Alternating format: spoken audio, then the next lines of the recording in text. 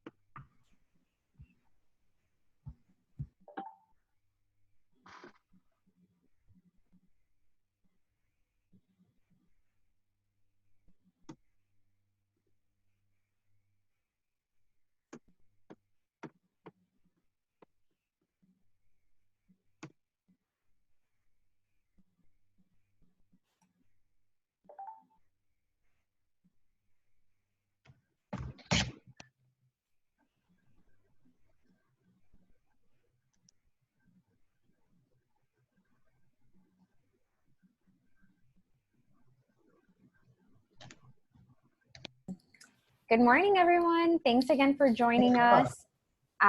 We apologize for the delay this morning. One of our presenters he's actually still having some technical difficulties, but we're going to get the show started. So thanks again for joining us. We welcome back everyone who joined last week and welcome everyone joining us for the first time today. We hope everyone is healthy and safe. My name is Helen Roldan, and I am a Research and Outreach Coordinator for the FIU Jorge M. Perez Metropolitan Center. Before we begin, I'll be doing a brief introduction on the structure of today's webinar entitled Beyond the Headlines, the Current and Future Impact of COVID-19. The focus today will be on South Florida's business sector. For those that are joining us for the first time, our experts will be sharing a presentation and then answer questions from the audience towards the end of the session. Throughout the duration of the presentation, you will be automatically muted. If you wish to ask any questions, you can type them in on the chat feature on your Zoom window. We will try to get to as many as possible during the last 20 minutes. Please make sure to be respectful towards one another on the chat and only ask relevant questions. This session is being recorded and we will be posting the recording on our website at the following link, metropolitan.fiu.edu/COVID-19. Please note that today is the second in a series of presentations that our center will be facilitating to discuss COVID-19's impact on the South Florida economy. Successive sessions will be taking place each Wednesday at 10 a.m. for the next few weeks until May 6th. We will be emailing all participants a copy of today's presentation, as well as a link to the next webinar so that you can register in advance. Today's presentation will provide an overview of the FIU Jorge M. Perez Metropolitan Center's comprehensive research initiative and the second installment of COVID-19's current and future impact on our economy in South Florida. We will not be covering the CARES Act or how to apply for relief. Our goal is to provide an understanding of how South Florida will be economically affected using data analysis and trends, as well as how to plan for changes. We see your conversation on the topic being important to the research initiative as we go forward. I will now turn the mic over to our center's director, Dr. Howard Frank, who will be introducing the center and our expert researchers. Thank you, Helen. Good morning, everyone. I'm Dr. Howard Frank, director of the Jorge M. Perez Metropolitan Center, an integral part of the Stephen J. Green School of International and Public Affairs at FIU. Thanks for being with us for the second installment of Beyond the Headlines, the Current and Future Economic Impact of COVID-19. Today's session focuses on business, with particular attention to small businesses having fewer than 10 employees. Much of the discussion follows on our prior research on small business, which can be found on the Perez Metropolitan Center website. Recent headlines in the Miami Herald and other outlets underscore the center's emergence as a thought leader on this topic, as it has been for many of South Florida's critical issues since opening our doors in 1997. The Perez Metropolitan Center is a community asset dedicated to informed policy making and discourse throughout the region. And I'd add parenthetically, you can see our 4 pillars of activity and economics and performance management and training and demographic research. You should contact us for further information on how we can put our skills and experience to use in your organizations and communities. Now let me turn to brief biographies of our presenters, Mr. Robert Goltz, Dr. Ned Murray, and Dr. Maria Ilcheva. Robert Goltz is President, CEO of the Miramar Pembroke Pines Regional Chamber of Commerce and its subsidiaries. He has been in the Chamber Association industry for over 20 years. Over those years, he has also worked in economic development, tourism, and leadership programs. Mr. Goltz is a consultant and speaker for business organizations and nonprofits. Dr. Murray is Associate Director for Research of the Center. His expertise in economic development and housing is nationally recognized. Ned has authored numerous studies throughout the region and state with distinctive competence in affordable housing. Dr. Murray is a former practicing urban planner in Massachusetts, where he earned his PhD in urban planning from the University of Massachusetts at Amherst. Dr. Maria Ilcheva is Assistant Director of Planning and Operations in the Proud Panther, who earned her PhD in political science. She is our resident methodologist who applies her skill to a wide range of policy issues, including wages and compensation, economic sector analysis, and workforce development. Dr. Ilcheva also directs our Census Information Center, which is a direct affiliate of the U.S. Census. Before I turn over the mic to Dr. Ned Murray, I'd like to take the opportunity to thank my two colleagues, Ms. Helen Roldan and Ms. Caroline Bernard-Stokes, for arranging this event. Dr. Murray, you are on the clock.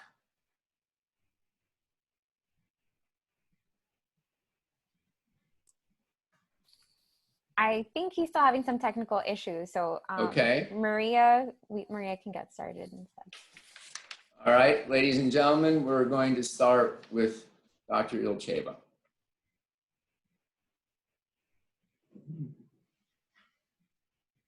All right, good morning, everyone. Thanks again for joining us, and welcome back to those who participated in our last week.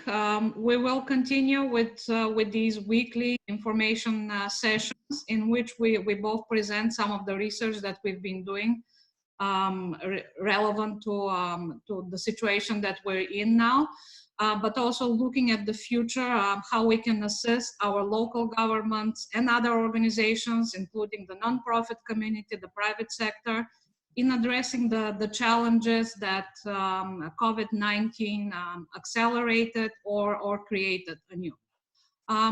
First, as we mentioned, the topic of this week's webinar is on the business community, and particularly on small business.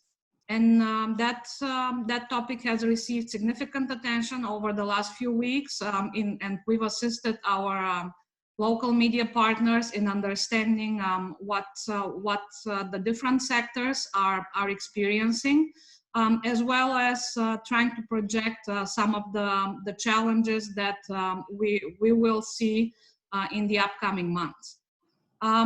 All of this, our work related to the small business community is all linked to a broader research agenda that we've developed, and we are moving towards addressing with the intent to provide comprehensive analysis of both the short and long-term economic and social impacts. And I'm emphasizing social impacts because very often we tend to focus on either business or government, and we leave aside, or at least we don't pay significant attention to the social impacts the crisis is causing. It's again, much like most of our research, we will take on a very holistic view of what's happening in our community and try to address the challenges from that perspective. There are three pillars in that, what we call our COVID-19 research initiative, that addresses, as I said, both the economic and the social impact. It also includes, more importantly, what strategies we can develop as a result of our analytics and as a result of this comprehensive view of our community to address these challenges. These strategies, as I mentioned, pertain not just to the private sector, but also to the nonprofit community, to social work, and to local governments. Let's talk about some of the takeaways just very briefly from our previous week's webinar, in which we presented a broad view of the economic impacts. First, we see a rapid employment loss in key industry sectors. Last week, I discussed some preliminary analysis that showed the impact, not just on the hotel and cruise line industries, but how that impact ripples through the economy. Obviously, as these industries decrease in sales and employment, that creates a longer term or broader impact on other sectors, as the employers or the employers of within these industries, or the industries themselves, reduce their demand for different purchases. One important topic that we touched upon and some of our participants zoomed in on, no pun intended here, is the potentially devastating social impacts, specifically in communities that have traditionally been more vulnerable. Communities of color, minorities in general, but also women and households in the lower income categories. One of the slides that we showed, I won't discuss in detail, but this is what we are looking at in terms of our sectors. This covers the South Florida economy, or as we call it, the Miami metropolitan area, Miami statistical area, and it shows employment by sector with healthcare and social assistance leading, but also very strong employment in retail trade, accommodation and food services, administrative and professional scientific and technical services. All of these employ over 200,000 employees in South Florida again. And as we examine the impact, we've obviously heard about the job losses in retail trade and hotels and the food establishments that are continuing on. In terms of GDP, or the value of production, in which for which each sector accounts within the local economy, we're talking about as the loss of sales continues, as the closures continue, loss in the millions of dollars, both in terms of sale, but also in terms of taxes. A lot of these industries produce a significant portion of our local government's revenue collection. The slide that I mentioned last week, just for those two sectors, hotels and cruise lines, based on projections in the loss of sales and obviously cruise lines, we're seeing 100% loss in sales, obviously at least until the end of June, as we see more and more cruise lines are saying they will not reopen, at least until the end of that month, as well as most likely 85% or more loss in sales of hotels. We're talking about monthly loss in earnings in the hundreds of millions of dollars, and also, as I mentioned, substantial loss in taxes as a result of the sales losses. What we are watching this week in particular is with regards to sector variations in new unemployment claims. We've heard about hotels or restaurants or retail establishments laying off or furloughing workers, but at the same time, some of the grocery stores or our biggest retailers also are hiring employees. So we're monitoring how the losses are offset by new hirings. Obviously, there is a lag in the data, so over the next few months, we'll be watching those numbers closely. Later on, we'll talk also about the small and large traded sectors, what we're seeing in terms of, again, losses and closings. I should also mention that there have been quite a few reports already, in addition to the assistance, or despite the assistance available to small businesses. There was a recent survey that was released towards the end of last week that showed that the majority of small businesses have either closed or anticipate closing in the upcoming weeks if they don't get the assistance, the grants and loans that may be available to them. And as a result of this compounded effect of job losses, business closures, and the overall social impact, negative social impacts will continue to grow across South Florida's communities. As well as the state, we're also watching at some other metropolitan areas in our state, and the Orlando area is one that comes to mind. That's also based on tourism and they're very comparable to the low wages characteristic of tourism-oriented metropolitan areas. So the state as a whole, not just the South Florida region, will be feeling those economic and social impacts.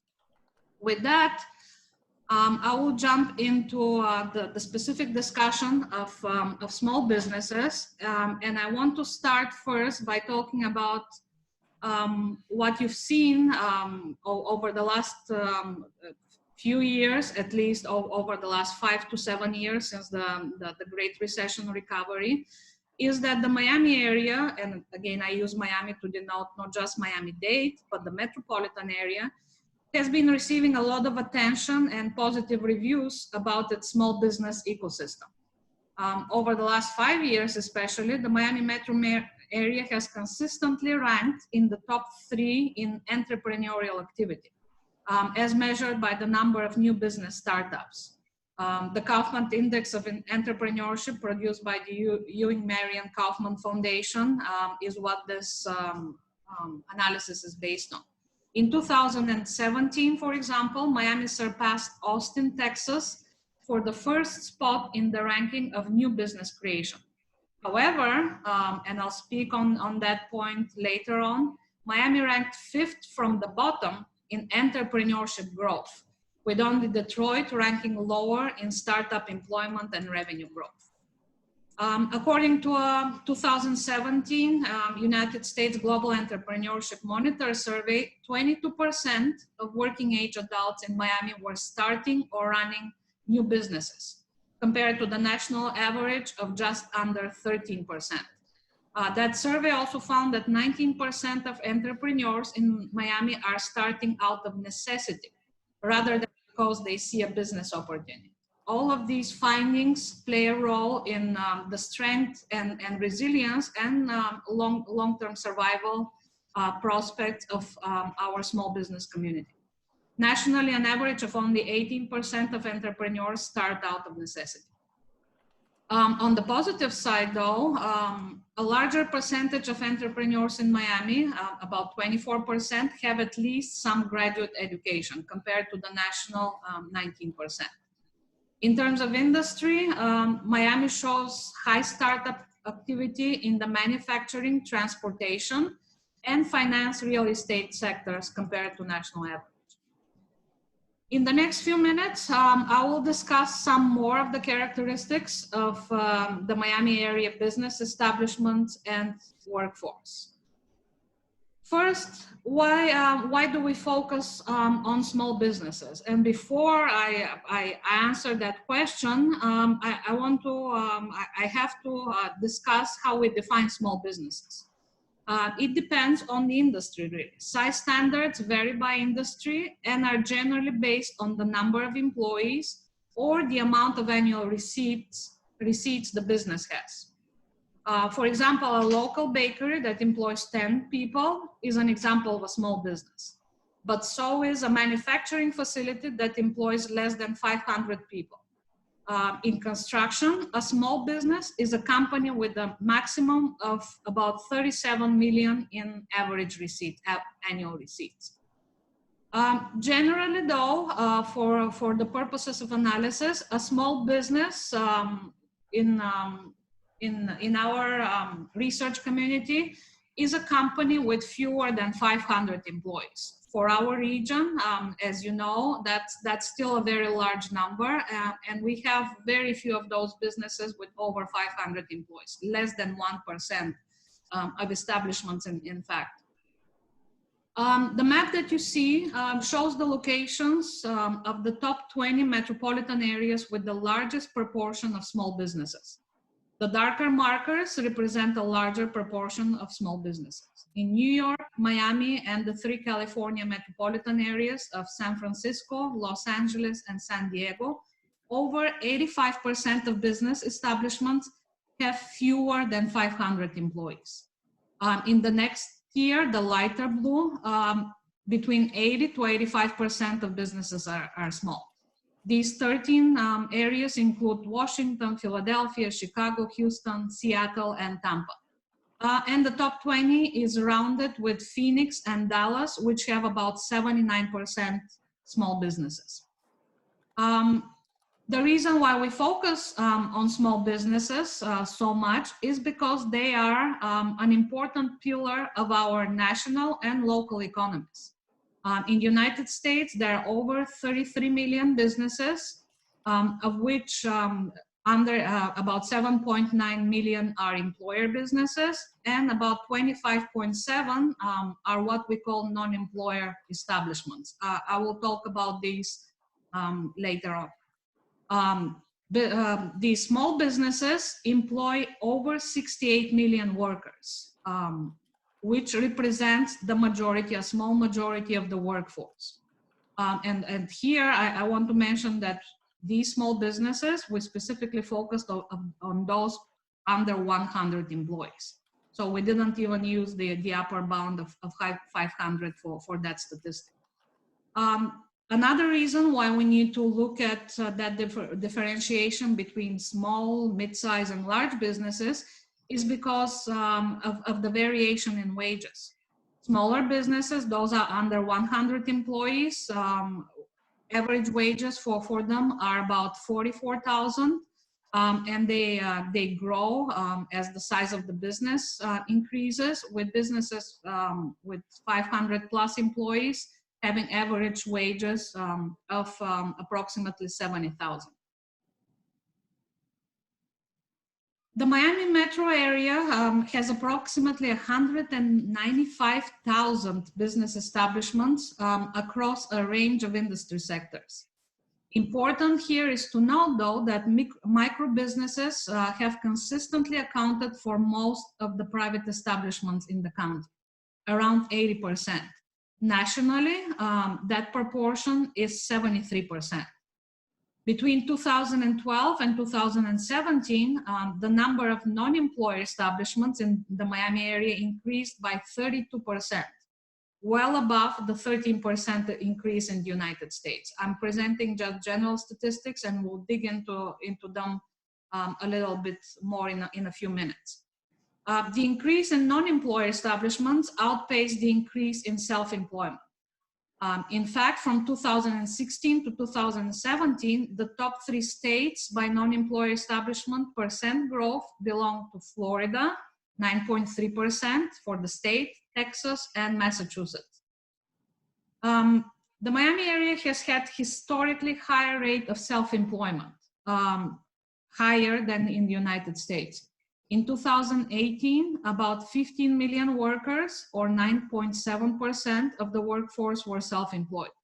For Miami, that rate was 14.1%, not double, but about 75% higher for the workers over age 16, which represents almost 400 in United States. It was about in the Miami metropolitan area, it was about 200,000 workers. That rate has been increasing gradually over time, but at a slow pace. For example, in 2013, that rate of self-employment was 13.7%. I should note here that self-employment is not equated with the primary source of income.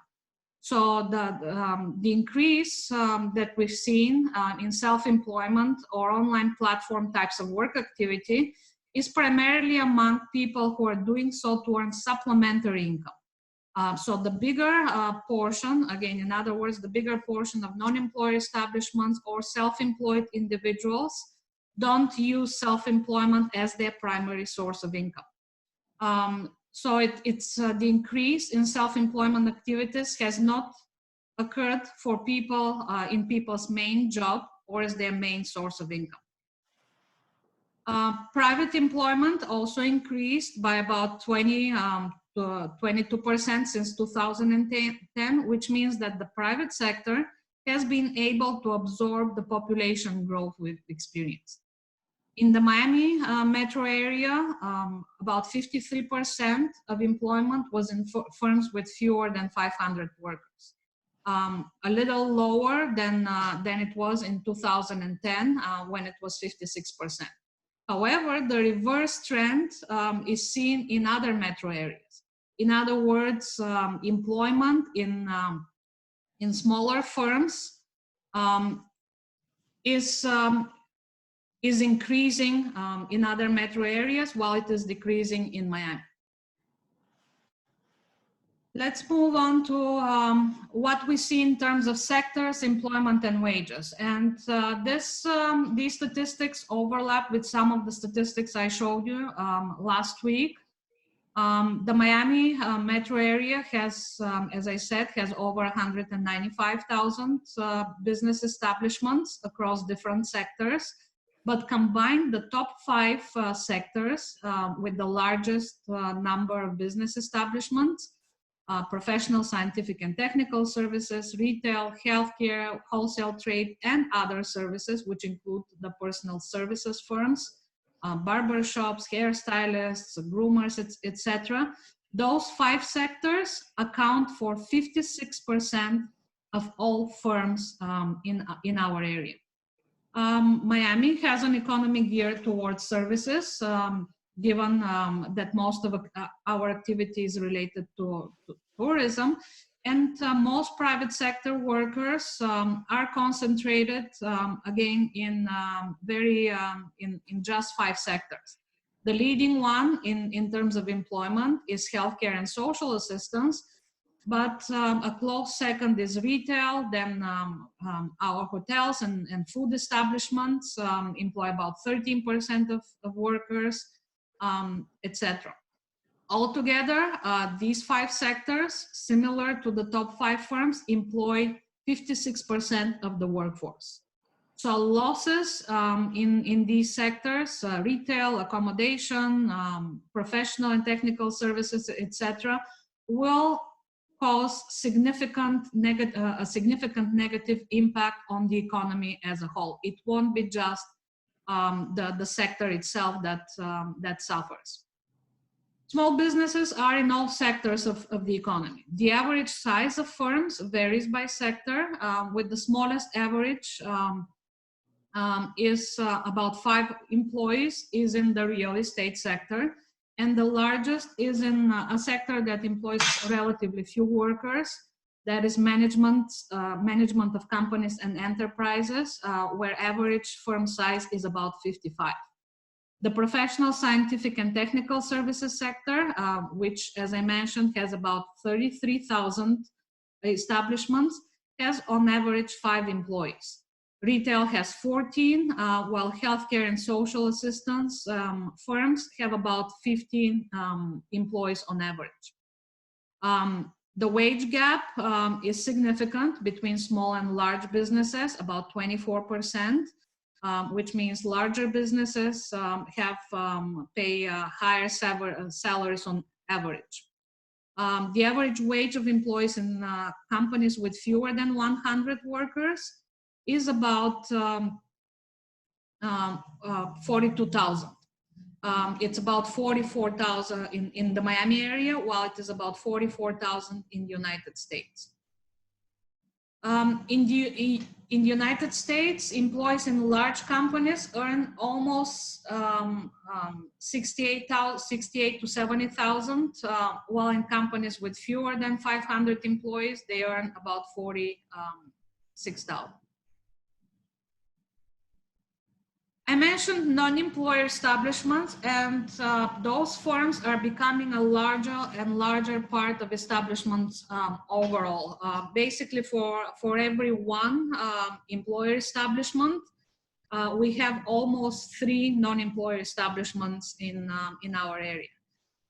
It is important to look at non-employer establishments, those firms without paid employees, for that reasons. Non-employer businesses include real estate agents, independent contractors, and they form the majority of firms in the United States. However, these firms seem to have a smaller impact overall, since in the United States, non-employer firms average less than 4% of all sales and receipts.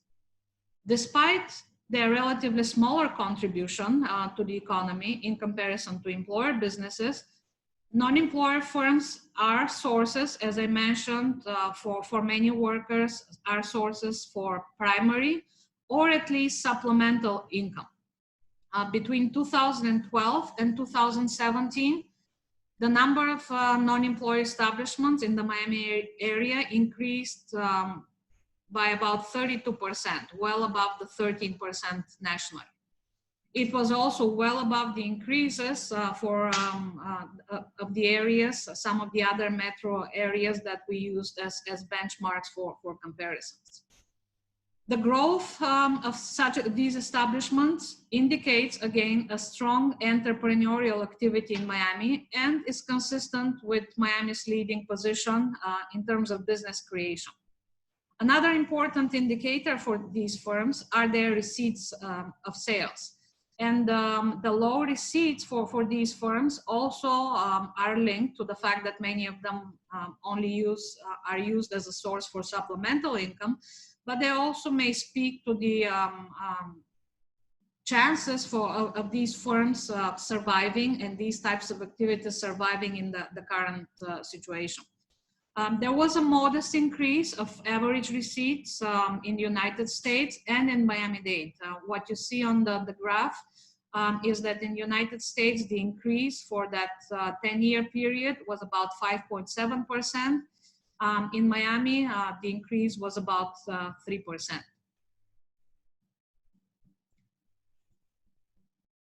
I will finish my discussion with a very important point, again, especially within the COVID-19 crisis.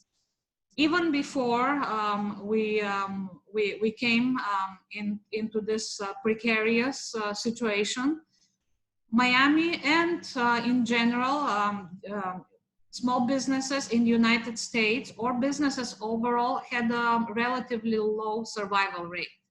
4 out of 10 establishments, we looked at Miami-Dade in particular for that, but that proportion is true for the region as a whole. 4 out of 10 establishments are younger than 5 years. And there is a correlation between the age of an establishment and its ability to survive. Miami, the Miami metropolitan area had only a 45% business survival rate within the first 5 years of establishment. In other words, the majority of businesses fail or are no longer in existence after five years. Only 1 out of 3 firms survive past the first 10 years. I will now pass, if Dr. Murray was able to join us, I will pass the screen and the microphone to him to talk about how do we address some of the challenges that we observe and to talk a little bit more about the traded sectors in our economy. Dr. Murray? Good morning, everybody, and thank you, Dr. Cheva. I'd like to get back to before we address the actual issues relative to the traded sector that we're looking at right now. The traded sectors within the 3 counties, and where do we go from here? I would like to mention, getting back to the previous point that Dr. Cheva was talking about in terms of what we're watching in the economy, not only this week, but going forward. Obviously, we're learning a lot as each week goes by. And one of the concerns that has really jumped out at us when we start to look at job loss, and we do expect those numbers to increase substantially once again tomorrow. And let me remind you, and I think a lot of you know this, that we lost more jobs in this country in the first 2 weeks of the COVID pandemic than we did in the first 2 years of the 2008 recession. And those numbers certainly will go up quite a bit. As Dr. Che was talking about, we're looking at sectors, particularly those sectors that are really critical to South Florida's economy, including the traded sectors, which I want to discuss in a second. But the other concern, and this gets back to the social impact, we haven't touched upon those as much, although we're hearing from a number of organizations on the ground, and I know that's a lot of you who are looking at that in terms of what those impacts are as people begin to lose their jobs, and many are, and they will continue to lose their jobs. And so far it's been across sectors, but here's the key thing that we're focusing on. They're being disproportionately felt in a handful of employment sectors, and which we've already highlighted, hospitality and tourism, and obviously the accommodation food services that comprise so much of South Florida's economy. But these are also sectors that are predominantly in occupation that are predominantly held by women, the young, and the less educated. So they will be disproportionately impacted. Think about female heads of household. Think about the young who are trying to pay to go to school. Many of our students at FIU work several jobs just to be able to afford their school. And of course, the less educated, and this gets into some of our communities where we have a number of working poor that comprise a large sector of our economy. So the sectors that we know that are really, really critical that we've talked about, obviously have been impacted the most over the last couple of weeks. But as I mentioned in last week's webinar, we expect, as it occurred in 2008, that it'll begin to occur more broadly. And the sectors that we're going to be watching, in addition to the leading sectors, over the next week or two, and it'll be interesting to see the numbers when they come out this week. We're going to be focusing on finance and insurance, real estate, rental and leasing, construction, and agriculture. Those are the four that we're really focused on. The other one, which seems almost hard to get your arms around, is we're losing a lot of positions in healthcare because a lot of these positions are not directly related to emergency rooms and hospitals. There's a lot of healthcare workers out there. A lot of them undocumented healthcare workers as well. Those who come to homes, and there'll be a bit of need for that as we go forward. So the social impacts are really concerning us right now as it cuts across these sectors, but particularly those sectors that are disproportionately dominated by women, the young, and the less educated. Now, with that, let me just say before I get into some of the more specifics here relative to planning for the post-COVID local economy, is we are responding to that.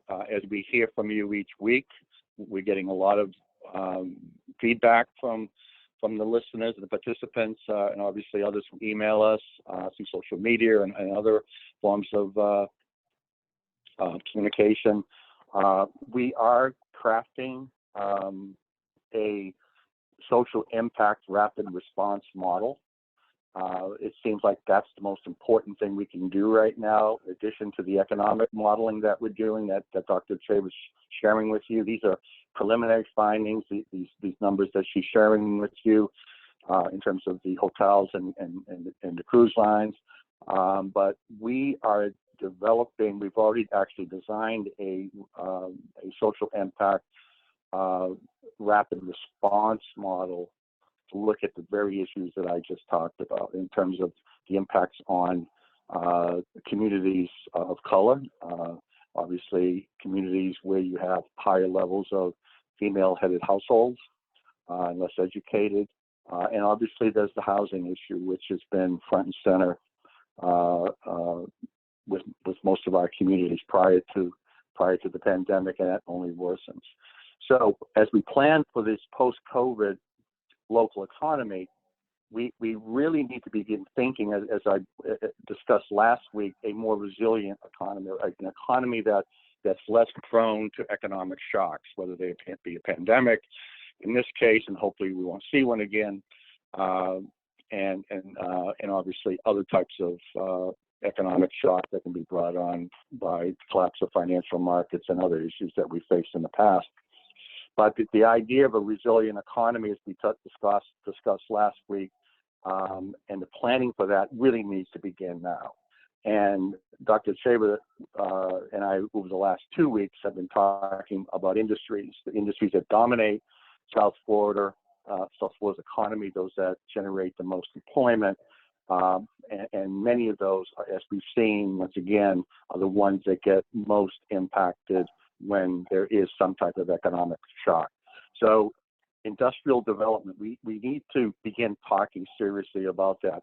It's not just economic development. Economic development, that term has become so overused, it seems to apply to almost anything we do that creates some level of revenue or job gain, no matter what those jobs might be. So we need to get really focused on that, and that ties into the second point, which is the traded and advanced industry sectors. The traded sector I'm going to get into in a minute, but the advanced industry sectors that comprise the 50 leading industries in the United States, everything from manufacturing to services, high-end. These are the sectors that are creating the most jobs, the higher-paying jobs, with the most capital investment is occurring, with most R&D is occurring, and we have them here in Florida. We just don't have them to the critical mass that we need. But there are certain communities that we have looked at that have them and are trying to grow them. And I'll get to that in a minute, because we really need to focus on that as well as we begin to build a more resilient community, which obviously would then requires building a greater and more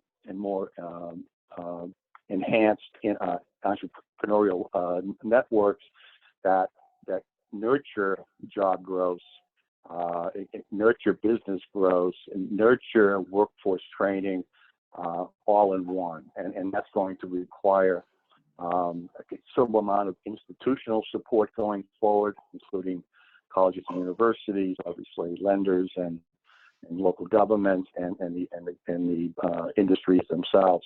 And we'll need to talk more about that. What does that look like on the ground? So that's critically important, is to create that foundation of entrepreneurial support and really a culture that needs to be in place. Supporting broader access to business ownership.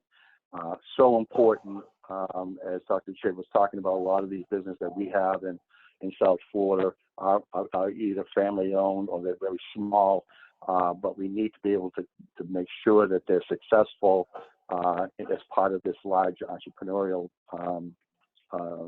network that we have in place, and it also provides opportunities for obviously wealth creation that is so important in many of the communities where these small businesses are located. And we also need to be thinking of quality of life and the communities in which people live. We can't have this continual disconnect of people getting up in the morning and traveling 30, 40 minutes, an hour each way to their jobs. Quality of life and the local economy should be one and the same. Right now, in the studies that we've been doing for the past year or so, and many of you have seen those, the inflow, outflow of employees each day makes no sense from a quality of life perspective. So we really need to get serious once again about building local. And by local, we're talking communities, municipalities, but also within neighborhoods. And that's going to be a critical aspect of that. And then, of course, we really have to begin thinking about the workforce and how we train the workforce, educate the workforce. And last week I talked about creating a more tailored, formalized types of training that are linked to those industries that we want to focus on. Those being, once again, particularly the advanced sector, but also some of the traded industries. What would that look like? What are the skills? What's the knowledge set that they're going to require? And how do we create these opportunities where people live. Workforce development should not be something that somebody has to travel for along with their job and their education. These types of opportunities, these assets need to be in place in the community. So with that, let's look at these traded sectors, because these are the ones, typically these are some of your biggest employers, the traded sector businesses themselves within the community. We've looked at Miami-Dade, Broward, and Palm Beach. Miami-Dade, first up here, you can see those numbers. These are your big ones. You can see to the right the percentage of exported sales by these industries, and the total sales. And these are up into the billions, as you can see.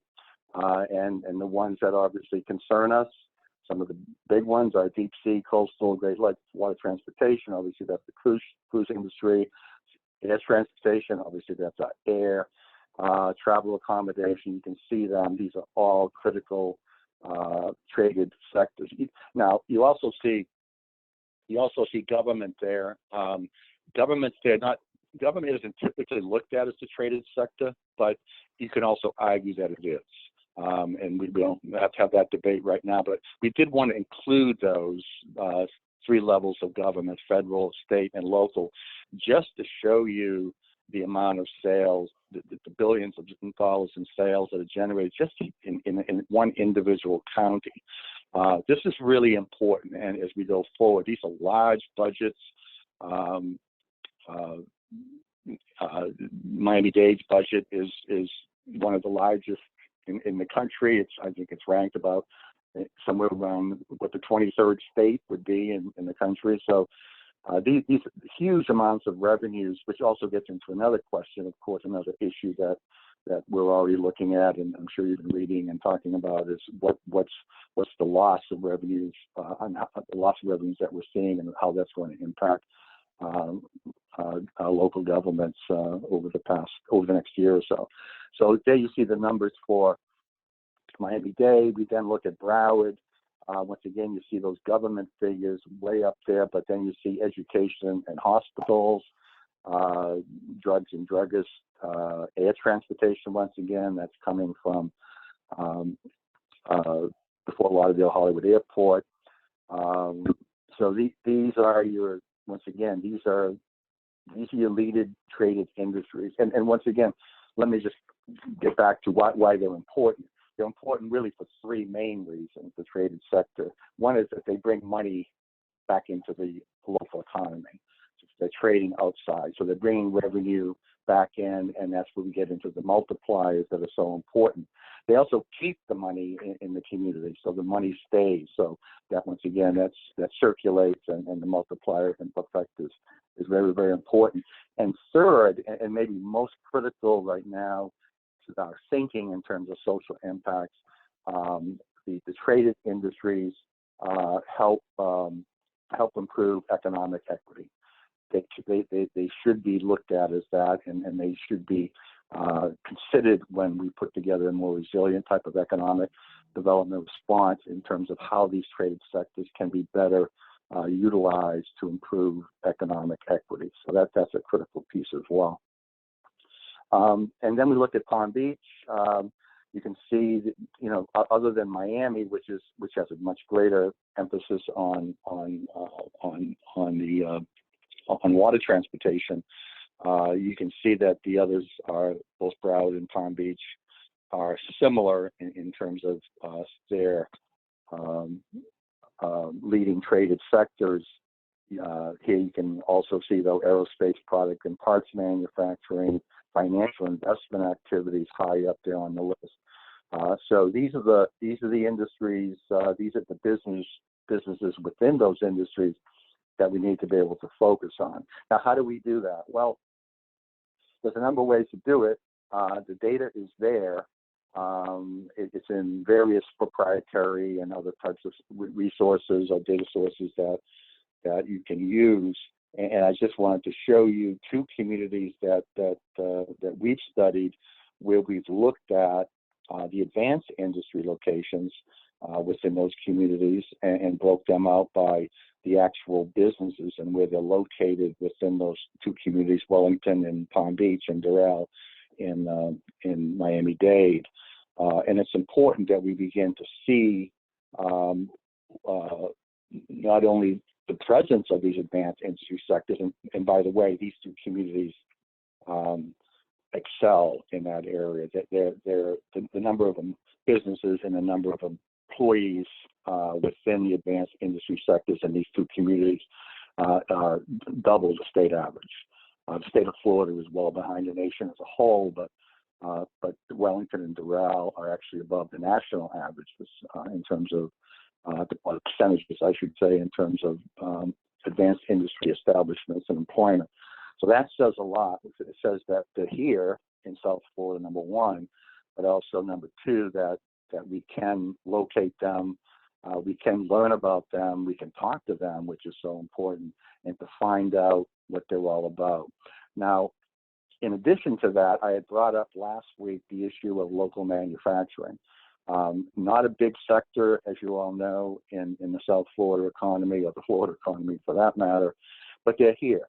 They're here, and if they're here, we need to be talking to them, because I mentioned last week there are real opportunities down the road, particularly in a post-COVID local economy, to begin to think about how manufacturers can be part of building a more resilient community, producing products that are much needed, whether it be in the medical line or in other types of health types of products, and certainly the types of products that we're in short supply of right now. Manufacturers are very quickly they're able to quickly adapt, and in many cases to be able to produce different types of products. That they have that flexible specialization in many areas, but they're also flexible in terms of how they can produce different types of products. So we need to be talking to them. We need to be encouraging small-scale manufacturing within our community. So that's a key aspect of that. And the questions we need to ask, not only the small manufacturers, but also the advanced industry sectors that we do have here. We need to have that conversation in terms of what's their supply chain look like? Who are their customers? Who are their complementary and supporting industries or businesses? These are all real critical questions, because if we're going to build a more resilient economy and build more resilient communities, starting now, and for the post-COVID economy, we need to be having those conversations right now, so we can put those pieces in place, along with some of the other issues that we talked about last week, including infrastructure and finance and other municipal services that can support that, land use and zoning and things like that. So these are all, we don't have to wait. These are all things we can do right now. So with that, I thank you very much. We really appreciated all the comments and questions we got from last week. Hopefully we have more time to be able to engage you again this morning. Thank you very much.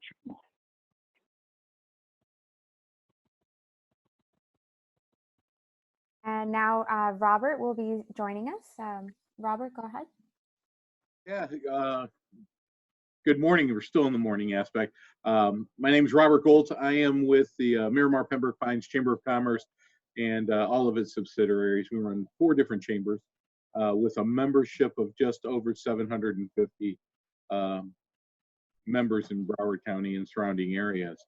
You know, this is an unprecedented issue that we're dealing with now with COVID-19.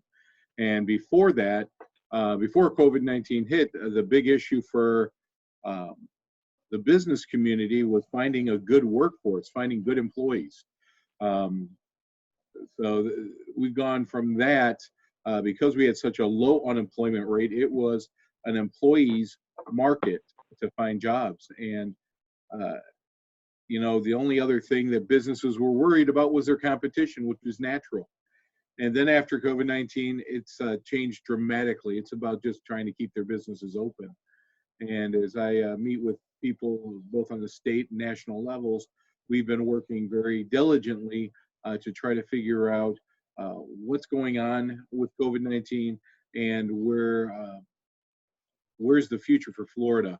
Because most people don't realize that in the United States, one of every 10 jobs that was created over the last year and more was in the state of Florida. And so now we're going backwards in that, and it is definitely a concern. We are expecting on the business side, about 20% of the current businesses that are up and running will be shut down before this thing ends. And when we're talking before this thing ends, we're talking within the next probably 60 days of our small businesses. They do not have the resources, financial resources, to make it long term. Most of them do not have the finances to make it past 30 days. And for others, it's 60. So we've been working with our members and the business community on that very diligently. The big piece that we are working on now and focusing on is, when do we go back to work and how does that look? And I'm sitting on both a national and a state panel talking and discussing what are the new rules of going back to work. Does everybody need to be tested before they go back to work? What are the new lifestyles? Are we still going to be wearing masks for 6 months to a year from now? What are all those social implications that we'll be moving on and moving forward with? And so one of the issues that's occurred during this COVID-19 is a major realization, at least to the business community. I'm not sure if the government understands it, is that every city had its own rules and regulations. And so as we were going through this, some cities were open, some cities were not, some were closed. And what people were doing were just moving over to the next city that didn't have the same guidelines. And so that's been a big issue as we've been watching this move forward on the federal, state, and local levels of moving. In fact, in Broward County, I think there's 1 or 2 municipalities that's requiring masks be worn in any public place, and others it's optional, it's not being enforced. So those types of things are definitely things that we're watching in on the business community side as we are going through. Businesses at all levels are being hurt. The ones that are kind of the winners right now that we are seeing is those that are in digital marketing. Most businesses, especially small mom and pop businesses, did not understand the use of a website, social media to build their business, which is essential now in today's age, in today's market. So that is definitely something that we're working on with our members and training them to even get a Facebook page up. A lot of things, because this is something that's never been dealt with before in our lifetime, a lot of things have occurred. The government provided the relief, the CARES Act, and different functions. Now we're into number 4, I think, with the federal government stimulus plans that are going on. And the biggest issue that I see there is that good intentions were definitely there. The problem is people spoke before actions were taken. So when you look at the state of our government and society right now regarding everything that's going on, the unemployment increase, we went from 600,000 unemployment a year to one day 600,000 people applied for unemployment in the state of Florida. And it crashed the system. Our systems weren't designed for this type of pandemic to hit. Same thing with the CARES package right now. CARES Act said everything was going to be coming in and $10,000 for every business within 3 days. And the problem is we don't have the systems in place to be able to accomplish what the CARES Act was supposed to immediately. So right now, many people have applied for one of the different programs underneath the CARES Act, expecting money. The problem is most businesses, small businesses, do not have enough money to last. Our surveys that we've been putting out there say that most businesses, small businesses, if they don't get any kind of infusion of cash in the next month, that they are going to close down and not reopen. The problem is it's taking 4 to 6 weeks after an application is applied for and verified and to be given out to go and get that money. And so it's a little bit too late, and it's nobody's fault. It's just the nature of the business right now. We've been talking for years about saving money, and in good economies, we typically do not back and put money to the side, and that's our business mindset also, is that we have money we can spend, and we're going to take things on to the next level. So we're watching these things occur. The federal government is working on bringing in more money into the system as we move forward. The biggest issue that we are seeing overall on mostly the federal government stimulus packages that they're coming up with is that it's still, I hate to say this, politics as usual. And whether you're a Republican or a Democrat, and having a vote there, you are fighting and not working together to do what's best in the interest on both sides of the general public. And this is a time that we should be coming together, and that just doesn't seem to be the case still on our federal government level, to be able to give us the resources that our businesses need to move forward. And so this is definitely something that we're watching closely as a Chamber of Commerce. I'll leave everything else for any questions afterward.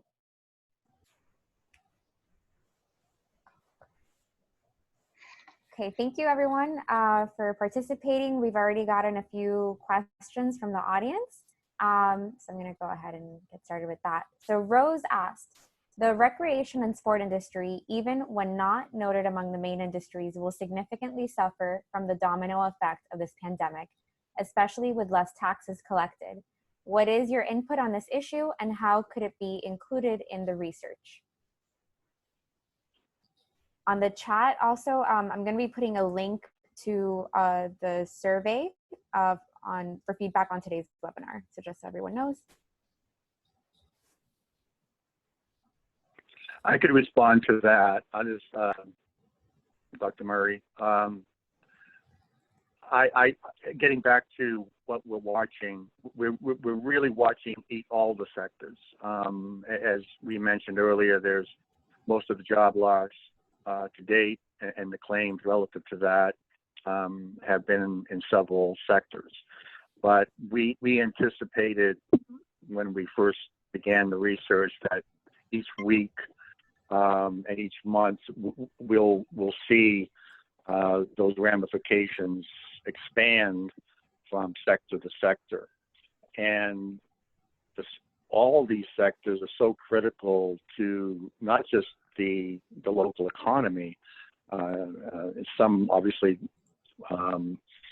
provide greater employment, greater revenues, things like that, but they all contribute to what we would consider and what we want to talk about going forward. And with the last 2 weeks we've touched upon this, is what does a more resilient economy look like, and what does quality of life look like in a community. So we need to revisit some of these sectors. That the sectors that are being hurt the most are obviously ones that are less resilient. They're more prone to cyclical downturns, even under normal conditions when we go through recession. So we really need to take a look at all the sectors that are being impacted, whether they are, at the lower end in terms of providing employment, or at the higher end. But every sector is important. Diversification of the local economy is so important, and how all these different sectors link together, and they should be looked at in a more comprehensive way. So it's a great question, and that's part of what we're doing. We're doing a sector-by-sector analysis. Obviously, in the first round, we were looking at the most vulnerable sectors, but as each week goes by, and as I mentioned earlier, we're starting to look at others. But every time we see job loss, we need to see where it's occurring, irrespective of what sector it's in. Thank you, Ned. Ilona asks, Enterprise Florida, the state economic, I'm sorry, actually, she mentioned something before that. Is Miami's large share of employment by micro businesses due to our large immigrant population? That's specifically for Dr. Ocheda. Well, it's no secret that we have a very high entrepreneurial activity, both from our Hispanic entrepreneurs as well as Black African American entrepreneurs, and the most simple, the simplistic answer to that is yes. Typically, in communities with a high proportion of foreign-born residents, we do see a higher number of minority-owned businesses. It's a great question, and I want to know that in our small business research, which by the way we are continuing, the report that I showed you before, titled "Small Business Big Impact," that we produced in 2018, was funded, was done in collaboration with the Small Business Development Center at FIU, and was funded by JP Morgan Chase. We are updating that report now. It focuses on Miami-Dade, but the reason why I mention it is because in that report, there is a specific section dedicated to lending. And what we see again, when we compare the different benchmark counties or metropolitan areas, is that typically lending amounts are smaller in those communities with a high proportion of minority businesses. So looking at the types of businesses that we have, not only from the perspective of sectors, with the employment and wages, but looking at the business ownership is important from that perspective. And I know the lenders have been paying attention to that. Actually, some of them have specific metrics for lending to minority businesses or women-owned businesses. So it is important for us to acknowledge the large number of such businesses that we have, and for lenders to be more cognizant of the challenges those businesses may experience.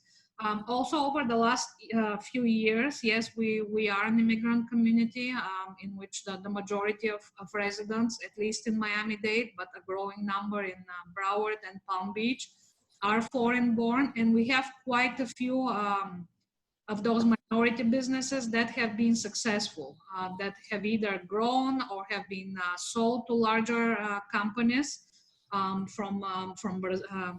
owned by Brazilians or Venezuelans or those of Cuban descent.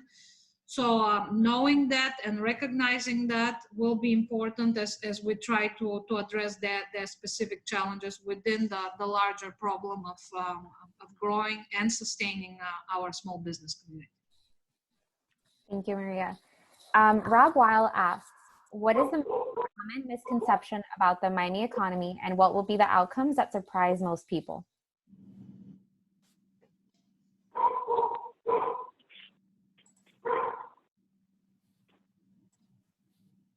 I can start, and maybe Ned and Dr. Murray and Dr. Frank can add on to it.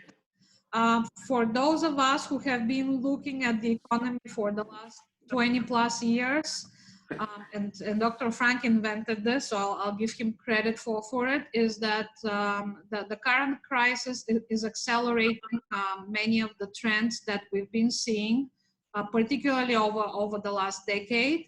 And in many ways, it's actually spotlighting the challenges that we've been experiencing. To me, the most surprising outcome of this is if we indeed, our South Florida economy, but the national economy as a whole, has that V-shaped recovery that people are hoping for. that would be a very surprising outcome. More likely, it is going to be a long recovery, much longer than we experienced in the previous recession, and we should expect that, and we should operate under the assumption that we need to make a concerted effort to make things easier for businesses and to reduce the social impact, given the likelihood of that prolonged recovery. Thanks, Miranda. Did you want to add to that? Or Howard? Well, I'll give a, how about if I give one downside and one upside, and Robert, since he has direct contact, I think he can confirm or deny.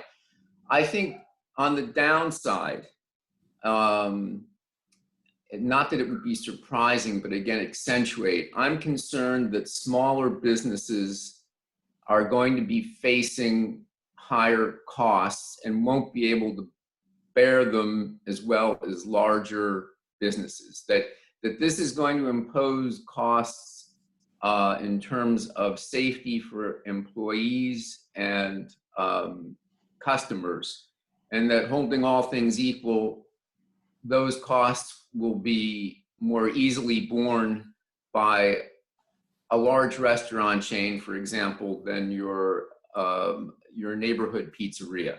That I'm concerned on the downside. On the upside, and I think this would apply again as an antidote to point one, might be that we come out of this with a greater appreciation for the importance of manual labor, and that people in the lower rungs of society with less education might end up with higher compensation to the extent, A, we appreciate the fact that somebody is now bringing us our food, stocking our shelves, or whatever, and B, the capitalist order rewards people for risk, and you know, you and I, predominantly white collar, we can hunker down on our Zoom meetings. There are people who are going to have to actually go out there and still have some degree of limited or more contact with humans. And we may find that they will actually do, relatively speaking, better in their compensation. So I'm going to give the downside and then a possible upside. How's that? Thanks, Howard. Yeah, Howard, I would agree with you for the most part on both sides. On the downside, I definitely totally agree with you on that, and that the small businesses are going to really have to, and mid-sized businesses, look how they're going to operate. And when we're talking about the health implications that are going on, and we can just look at our restaurants right now. Our restaurants are losing money still, and they're still essential businesses. And while many of us go, oh, DoorDash and Grubhub and all these great things are good for restaurants, they take 30% on average of the sale. And so that's something that some of these small businesses are going to look at, where they didn't want to do. In a good economy, it was easy to give up some money to have somebody else deliver products and services. That's definitely going to change. We're already seeing that change here in Miramar already, that almost every one of our restaurants have gone now to having their own people deliver. And so those types of things you're going to see some changes in that. You're going to see some changes in businesses being fully self-supporting. But the other downside that I'm seeing, and I'm already hearing about this, specifically in our manufacturing and in our restaurants even, is going to more technology to cut out individuals and cut out the manpower because of the perceived new aspect of bringing in employees to do the work. You know, we were already starting to see big box stores starting to close down. And with Amazon, Amazon's doing great in this economy right now. I see more of that occurring where people are going to order because they don't want to take the risk of going to Walmart or Target or any other store and catching that it is going to be a more delivery system. Don't be surprised that Target cuts their store in half and half of it warehouse space just to package stuff and send out. Thanks, Robert. We have time for one more question and then we'll wrap this up. Thank you again, everyone, for joining us. So the last question, Leopoldo asked, even with low unemployment levels before this pandemic, the amount of Miami-Dade County population below the ALICE threshold was above 50%. This will increase that, impacting the most vulnerable. Are there any projections about this and how we can support this segment, the majority of the population, better? I can begin, and then I'll let Dr. Cheva respond because she has worked very closely with the ALICE report. I'll just get back to what I was saying earlier about the monitoring of the social impacts of the pandemic. We've been focused, for the most part, not only in the first 2 weeks, but what we're seeing each week as we see the unemployment numbers come in on really the economy, but the economic impacts are beginning to really play out in terms of the social consequences of that, which there always is a bit of a lag there, but we need to be able to predict that, and that's why we're developing a social impact rapid response model to begin to factor in those variables, and there's a number of them, so that we can better monitor what's occurring in the community as a result of job loss and other impacts that are occurring at not only the community level but within individual families and households. So that's a really important aspect of the research that we're focusing on. We're going to be talking a lot more about that in the coming weeks, because we're just now beginning to see that. We have talked about the disproportionate impact on Black communities, the disproportionate impact, as I mentioned earlier, on female-headed households, the less educated, the young. This will all play out, and we know it's going to happen, and it's going to have more longer-term consequences than even an economy reopening at some point. The social shock is typically much more lingering than an economic shock. And with that, I'll let Dr. Cheva add to that conversation. Thank you, Dr. Murray. It's a great question, and for the participants who are not familiar with the ALICE acronym, it stands for Asset Limited, Income Constrained Employed, or what we also call colloquially the working poor. So the ALICE report highlights the extensive financial need of families in Miami-Dade County and across many other communities in the United States. By looking at the disparity or the difference between wages and the cost of living. That's the simplest way in which I can put it. And that is definitely something that's very relevant in our discussion today. And as we continue to look at the strategies and our recommendations for how to uplift individuals and families in our region, we have to look at the denominator, or in other words, we have to focus on the wages that we pay and the sectors and the types of businesses that we build up. Earlier on, Dr. Murray talked about the traded sectors and the advanced industries, and these are indeed the types of, this is the focus of our research, but it should also be the focus of decision makers at the local, state, and federal level to build a competitive economy. Doesn't simply mean to build successful, profitable businesses, but it also means supporting employers and employees in a way that allows them to have a decent quality of life. The great need in our community is again linked to the type of sectors that we have represented and the relative lack of diversity in these sectors. We're not saying in our research that tourism is not, it's not an important sector. What we are saying is that we need to diversify it and allow for other businesses to be successful, to support them in order for us to, for us to build a resilient and sustainable economy that's not over-reliant on one sector, but rather has a cushion in terms of both workforce and businesses that can continue operating successfully even in times of economic or health shocks like these. Just remember that this is also going to be masked because of the federal government's unemployment $600 increase per person. For a lot of people, this is going to bring that unemployment paycheck that they're going to get for those, I think, 12 weeks or 16 weeks is going to make more money. They're going to have more money in their pocket than they did when they were working. And so that's going to mask this.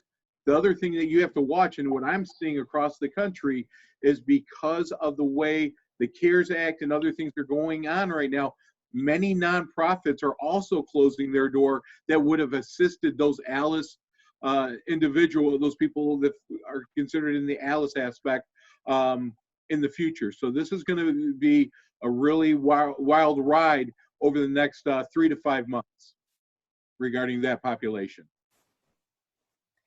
Thank you. And thank you everyone for joining us this morning. As we mentioned earlier, we're continuing this series for the next few weeks. We're going to be discussing health and social impact next Wednesday. The following, we'll be discussing local government and then nonprofits. As I mentioned, we're going to be sending everyone a copy of the webinar as well as PowerPoint presentation from today's discussion. Thank you all, and feel free to send us an email, follow us on social media, connect with us, and we can keep this conversation going. Have a great day all. Thank you.